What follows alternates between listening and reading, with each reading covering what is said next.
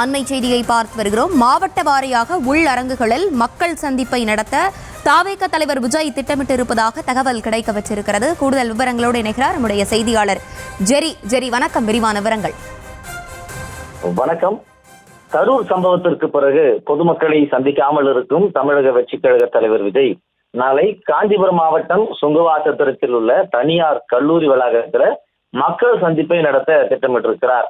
தமிழக வெற்றி கழக தலைவர் விஜய் கடந்த செப்டம்பர் 27 கரூரில் பிரச்சாரம் மேற்கொண்ட போது கூட்ட நெரிசலில் சிக்கி 41 பேர் உயிரிழந்தனர். இதன் பிறகு பொது நிகழ்வுகளில் விஜய் பங்கேற்காமலே இருந்து வந்தார். இதனிடையேதான் கரூர் சம்பவத்தில் உயிரிழந்தவர்களுடைய குடும்பத்தினரை சென்னைக்கே அழைத்து ஆறுதல் கூறினார். தொடர்ந்து சோகத்தில் இருப்பதாக கூறிய விஜய் கொஞ்சம் கொஞ்சமாக கட்சி பணிகளை மேற்கொண்டு வந்தார். அதையடுத்து மீண்டும் மக்கள் சந்திப்பு அவர் ஆயத்தமாக இருக்கிறார். இதற்காக தமிழகம் முழுவதும் 4000 பேரை தேர்வு செய்து மக்கள் பாதுகாப்பு படையும் உருவாக்கி வருவதாகவும் தகவல் வெளியாகி இருக்கிறது.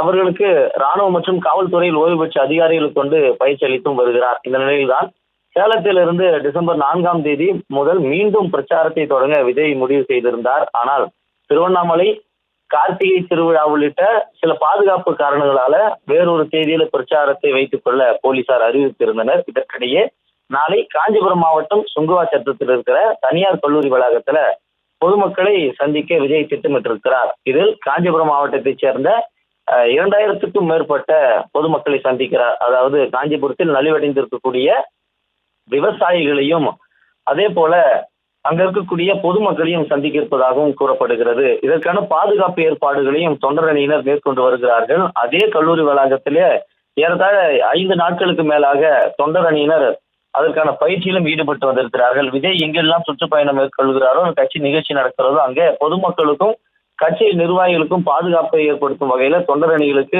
பயிற்சியும் அங்கே அளிக்கப்பட்டு வந்தது. இந்த சூழலில்தான் விஜய் காஞ்சிபுரத்திலிருந்து தன்னுடைய மக்கள் சந்திப்பை தொடங்குகிறார். அதாவது மாவட்ட வாரியாக உள் அரங்குகளை மக்கள் சந்திப்பை நடத்த விஜய் திட்டமிட்டிருக்கிறார். அவருடைய முதல் மக்கள் சந்திப்பு நாளை காஞ்சிபுரத்தில் இருக்கக்கூடிய தனியார் பொறியியல் கல்லூரியில நடக்க இருக்கிறது. அதே போல காஞ்சிபுரத்தில் இருக்கக்கூடிய நலிவடைந்த விவசாயிகளையும் சந்திக்க இருக்கிறார். ஏற்கனவே காஞ்சிபுரத்தில் பரந்தூர் விமான நிலைய எதிர்ப்பு போராட்ட குழுவினரை சந்தித்தார் என்பதும் குறிப்பிடத்தக்கது. அதனைத் தொடர்ந்து மீண்டும் காஞ்சிபுரத்தில் இருக்கக்கூடிய விவசாயிகளையும் சந்திக்க இருப்பதாகவும் தகவல்கள் கிடைக்கப்பட்டிருக்கிறது.